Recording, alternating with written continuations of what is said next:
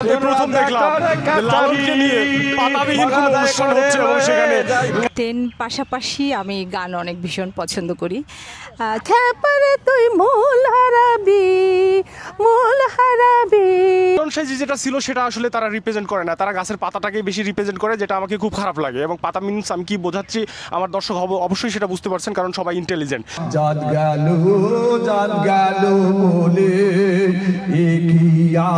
শুভেচ্ছা সংগঠনে আমি প্রায় 4 বছর ধরে এখানে আছি। আমাদের সংগঠন আমি শুভেচ্ছা সংগঠনের বর্তমান সভাপতি।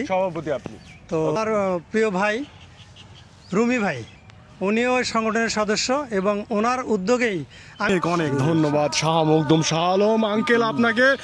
জি কন্টিনিউ কথা বলছি, যাকে নিয়ে কথা বলছি যে লালন সাইজিকে নিয়ে। জি, ওই সময় আপনি আমাদের সাথে থাকবেন ইনশাআল্লাহ। ধন্যবাদ আপনাকে, অনেক ধন্যবাদ। আসসালাম। ভিতরে হাসিনার পতন, এই সময়ে লালনকে স্মরণ করছি। শুধু আমরা স্মরণ করব না, আমরা চলে যাব পরবর্তী জেনারেশন, তারপরে জেনারেশনকে উদ্দেশ্য করে আমরা বেসিক্যালি এখানে ব্যায়াম করি। ব্যায়ামের পাশাপাশি আমরা একটু লালন সম্পর্কে আসলে আমি কিছু বলতে পারবো না, আমার তো লালনের আজকের আয়োজনের সমাপ্তি ঘোষণা করলাম আমি শাহ মকবুল শাহ আলম। আমরা আছি ঢাকা চন্দ্রিমা এবং এখানে লালন সাইজিকে নিয়ে একটা অনুষ্ঠান হচ্ছে উদ্যানে, এবং এখানে লালন সাইজিকে নিয়ে যে অনুষ্ঠান হচ্ছে দূর থেকে দেখে আমাকে অনেক ভালো লাগলো, কারণ কুষ্টিয়াতে বেশ কিছু অনুষ্ঠানে আমি অংশগ্রহণ করেছি এবং সেখানে লালন সাইজিকে যেভাবে রিপ্রেজেন্ট করা হয় এবং তারা যেভাবে অনুষ্ঠানটা করে সেটা আমাকে মোটেও ভালো লাগে না, কারণ লালন সাইজি যেটা ছিল সেটা আসলে তারা রিপ্রেজেন্ট করে না, তারা গাছের পাতাটাকে বেশি রিপ্রেজেন্ট করে, যেটা আমাকে খুব খারাপ লাগে। এবং পাতা মিনস আমি কি বোঝাচ্ছি আমার দর্শক অবশ্যই সেটা বুঝতে পারছেন, কারণ সবাই ইন্টেলিজেন্ট। যাই হোক, এখানে আপনাদের সংগঠনটার নাম কি? সুরের ছায়া সংগঠন থেকে। সুরের ছায়া, থ্যাংক ইউ। সুরের ছায়া সংগঠন থেকে এনারা এখানে লালন সাইজির স্মরণে একটা অনুষ্ঠান এবং গান গাচ্ছে লালন সাইজির, এবং আমি বেশ কিছু গান রেকর্ড করলাম, সবাই অনেক অনেক ভালো গান করলো। তো তারা লালন সাইজি সম্পর্কে আমাদের বর্তমান জেনারেশনকে এবং পৃথিবীবাসীর কাছে তারা কিছু তুলে ধরবে অ্যাবাউট লালন সাইজি। এখানে অনেক জ্ঞানীগুণী মানুষ আছে এবং সবাই অনেক ভালো মানুষ, এখানে সবার সাথে কথা হলো আমার, এবং সবাই কর্মজীবী মানুষ। এমন না যে লালন সাইজির মতো যে ওখানে যায় শুধু বসে থাকে, যারা অন্যরা বসে থাকে, এমন টাইপ এখানে কেউ না, সবাই অনেক ভালো মানুষ এবং সবাই কর্মজীবী মানুষ। এটা হলো সব থেকে ভালো লাগলো। এবং তারা এখন আপনাদেরকে লালন সাইজি সম্পর্কে কিছু তথ্য দেবে। প্লিজ আপনার নাম এবং তথ্য। আমার নাম মাহবুবুর রহমান রাজু। জি, আমি এই শুভেচ্ছা সংগঠনের বর্তমান সভাপতি। আপনি। তো সংগঠনটা আমরা যে নিরিখে সৃষ্টি করেছি সেটা হলো যে প্রতিনিয়ত আমরা ভোরে এখানে ব্যায়াম করতে আসি, এভরিডে ব্যায়াম করতে এসে আমাদের কিছু চিত্ত বিনোদন প্রিয় মানুষ আছে, তাদেরকে সংগঠিত করে আমরা এই দলটি তৈরি করি। আমার দলের বয়স আজকে তাই 8-10 বছর হবে। মাশাআল্লাহ, অনেক দিন। হ্যাঁ, তো আমরা শুধু লালনের তিরোধান উপলক্ষে অনুষ্ঠান করছি এটা নয়, আমরা জাতীয় পর্যায়ে অনুষ্ঠানগুলো এখানে আমাদের সাধ্যমতো আমরা করে থাকি। এই পর্যায়ে যে ধরনের মানুষগুলো আছে তাদেরকে নিয়ে আপনারা প্রোগ্রাম করে থাকেন। যারা আমরা আসি এরাই আমার সদস্য দলের, এবং এরাই আমার দলের শ্রোতা এবং শিল্পী। বাইরে কিন্তু ট্রেনিং প্রাপ্ত বা প্রশিক্ষণ প্রাপ্ত কোনো শিল্পী এখানে নেই। জি, কারণ আপনারা এটার মাধ্যমে যে টাকা আয় করতে হবে এটা না, আপনারা মনের শান্তির জন্য কোনো দৃষ্টিভঙ্গি আমাদের নেই। জি, আপনারা মনের শান্তির জন্য এটা করেন, থাকবেও না। জি, আমরা শুধুমাত্র আসি সকালবেলা ব্যায়ামের পরে মানুষকে বিনোদন দেওয়ার জন্য।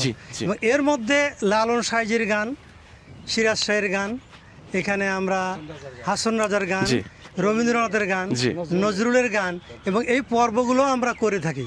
এছাড়াও জাতীয় দিবস বলতে যা বোঝায় 26শে মার্চ, 16 ডিসেম্বর, 21শে ফেব্রুয়ারি, 1 বৈশাখ, এগুলো আমরা যথাসাধ্য উদযাপন করে থাকি।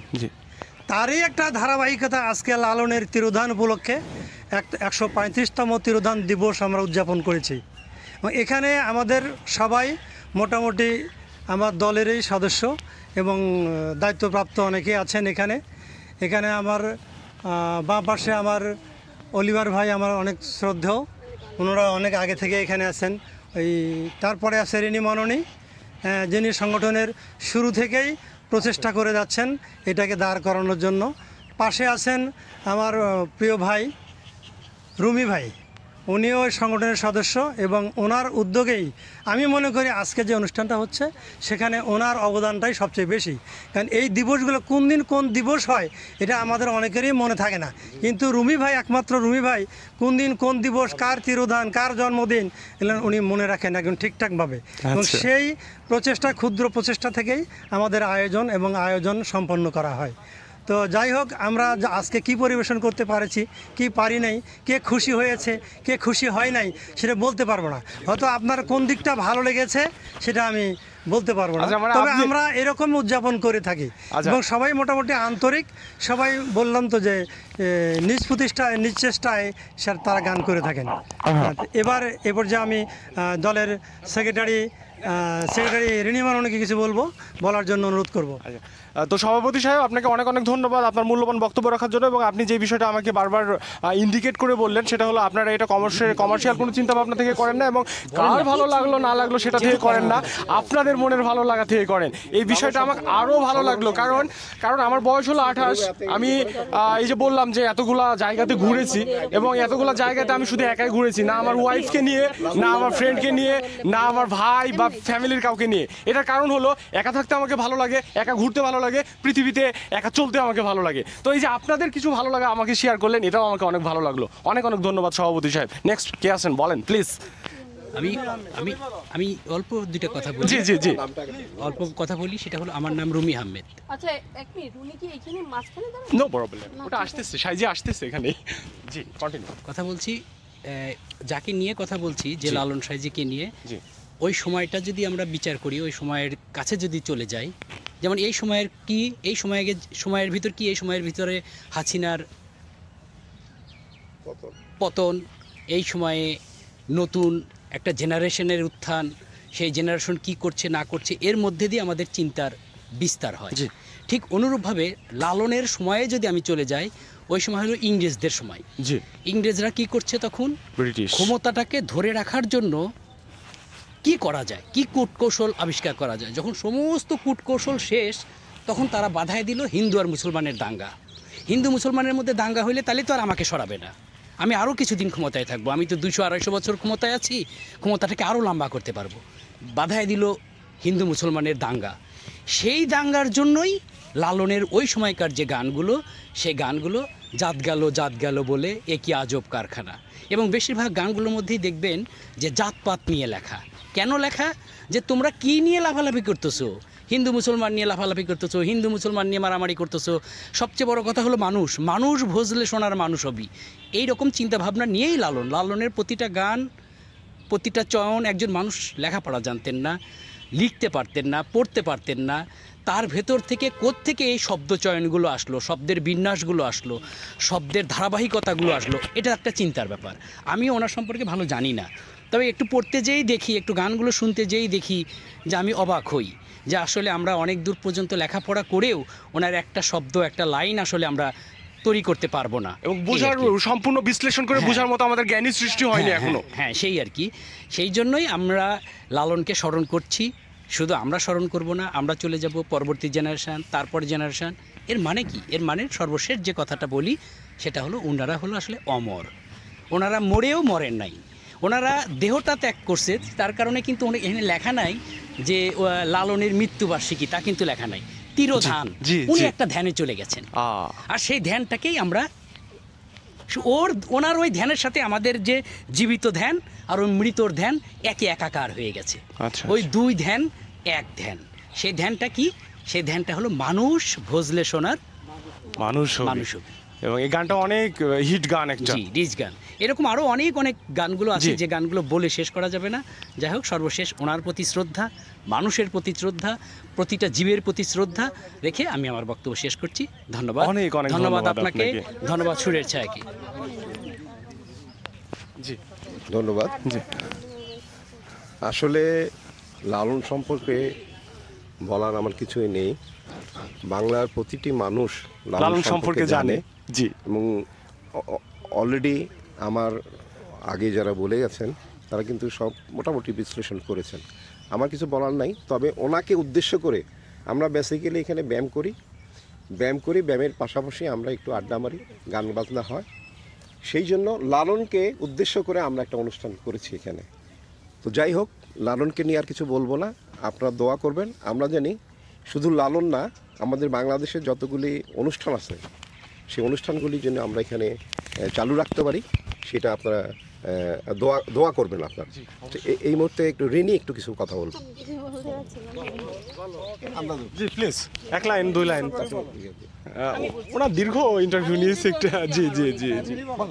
আচ্ছা, লালন সম্পর্কে আসলে আমি কিছু বলতে পারবো না, আমার তো নাই। তো আমি আমার সুরের ধারা সম্পর্কে বলছি যে সুরের ছায়া আমাদের সংগঠনের নাম। এখানে আমরা সকালে আসি, এসে সবাই ব্যায়াম করি, তারপর চিত্ত বিনোদনের জন্য গান বাজনা, এই বসে একটু আড্ডা দেওয়া। সেখান থেকে আমরা সকল অনুষ্ঠানগুলো এখানে পালন করে থাকি, জাতীয় অনুষ্ঠান। আর এই লালনকে আমরা অবশ্য প্রথম করলাম, লালনের ভবিষ্যতে আমরা যাতে সবসময় কন্টিনিউ করতে পারি, আমরা এটা সবাই চাই। তো এই আর কিছু বলতে পারছি না। ধন্যবাদ।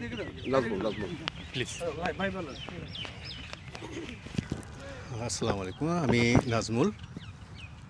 এই সুরের ছায়া সংগঠনে আমি প্রায় 4 বছর ধরে এখানে আছি।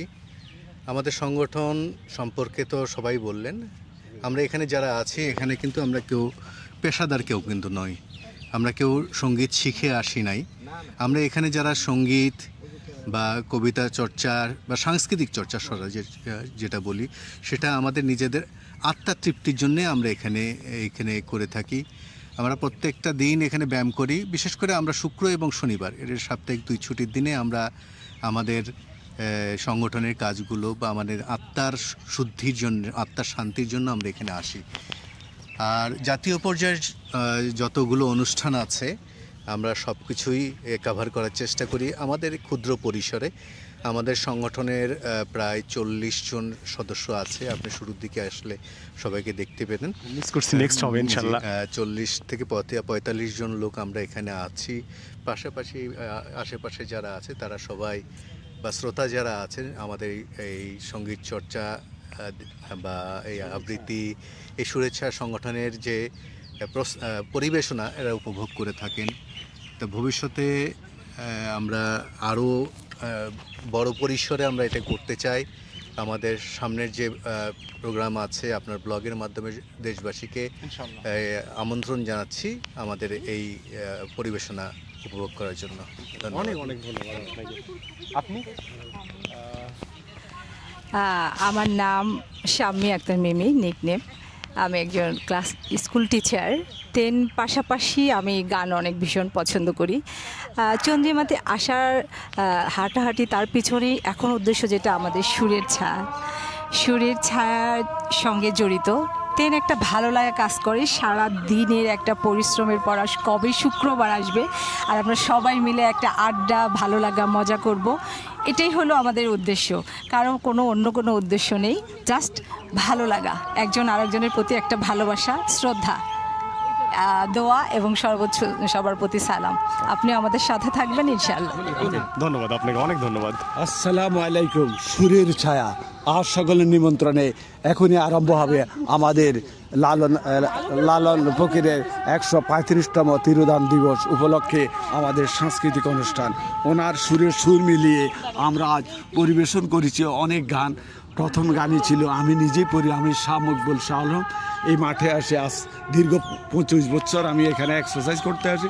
সাথে সাথে আমি চন্দ্রিমা ফিটনেস ক্লাবে এক্সারসাইজ করি, পরে আমি এখানে সুরের ছায়াতে আসি। এটা জন্মলগ্ন থেকে আমি জড়িত। আমি ওদের সেবা দেওয়ার জন্য, এখানে চিত্তসুখের জন্য, সবাইকে চিন্তা ভাবনা ওগুলা দূর করার জন্য, সুস্থ থাকার জন্য নিবেদন করি। ওনারা সবাই এখানে সুস্থ আছে ইনশাল্লাহ। সামনে আমরা জাতীয় পর্যায়ের সব প্রোগ্রামে আমরা ইনশাল্লাহ করব। আমি এখানে এক্সারসাইজ করে অনেক উপকার পেয়েছি, আর গান গেয়েও অনেক চিত্তসুখ হয়েছে, অনেক ভালো লেগেছে। আর আপনি যিনি আমাদের এখন ভিডিও করতেছেন, আপনাকেও সুরের ছায়া আর সকলের নিমন্ত্রণে আপনাকে আমার স্বাগত জানিয়ে আমাদের লালনের আজকের আয়োজনের সমাপ্তি ঘোষণা করলাম। আমি শাহ মকবুল শাহ আলম, অনেক সুরের ছায়া। অনেক অনেক ধন্যবাদ শাহ মকদুম শাহ আলম আঙ্কেল আপনাকে। আপনি অনেক সুন্দর করে কথা বললেন এবং আপনার কণ্ঠ একটু আমি নকল করার চেষ্টা করলাম, কিন্তু পারবো না, কারণ আপনি তো আপনি। অনেক ধন্যবাদ আপনাকে।